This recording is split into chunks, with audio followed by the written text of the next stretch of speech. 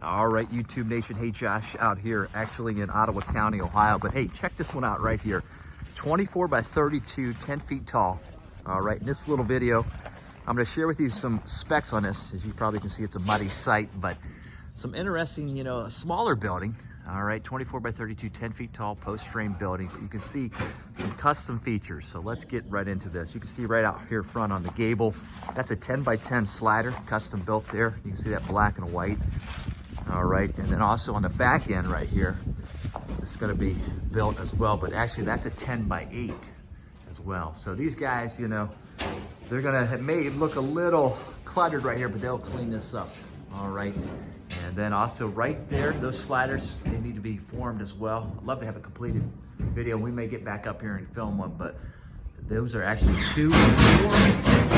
4 foot in width, 7 feet 6 inches. All right, that kind of gives you specs on that. So if you're thinking about doing a building, perspective there. And then actually for the window right here, these are actually 3 by 3s. All right, 3 by 3. And I tell you, as far as when you're doing a window, whether you want a slider or you want one that goes up and down here, sliders sometimes, and they both have their use case. Sometimes sliders are stuck. All right, so we like to. I would say there's a time and place for both, but right there, not sliders. All right, so on this one right here, we use actually a 3-ply laminated column. All right, so again, glued laminated finger jointed together. And then you're gonna see on the porch, we actually use 6 by 6. But you can see different pressure points there. See a pressure point, boom. Pressure point right there. And then also a pressure point right there. So again, 2 by 6, glued laminated together. Again, only 24 feet in width there on this building, but customer decided, hey, you want to go with a little stronger laminated column, and you can see right up there, vapor barrier. And instead of drip stop, if you've been following along here, we've been utilizing either vapor barrier or a drip stop. But on this application right here, we're using a vapor barrier. And you can see right here, actually on these trusses out right here, you can see a bottom floor, 2 by 6. Again, 24 foot, right? 2 by 6, and then top core 23, 2 by 4. And then actually this is a 612. Then let's go right out here. Right out here, but you can see the slider right there. 10 by 8 here. Actually, excuse me, this is a 10 by 10, yeah. Right. And then over there, that's the 10 by 8.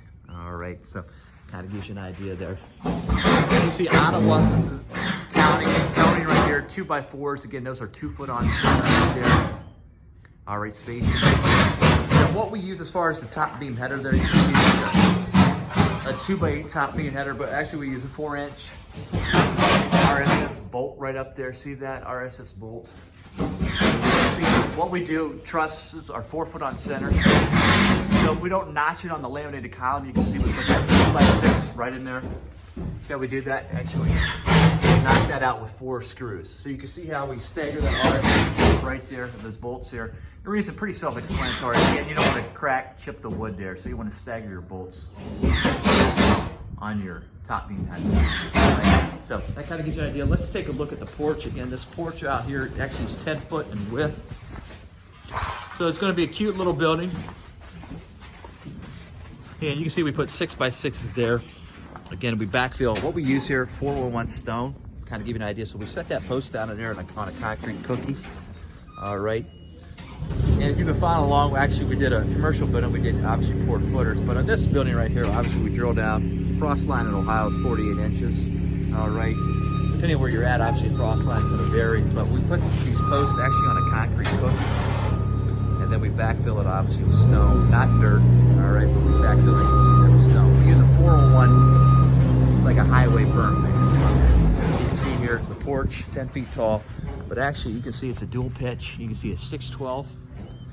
We'll pan over here, and then coming off here, dual pitch.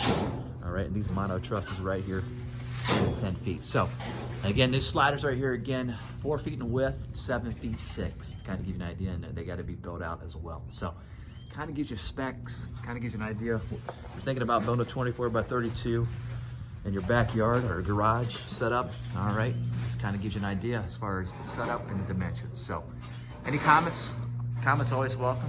to the next one. Keep it locked and loaded right here. Attica Lumber.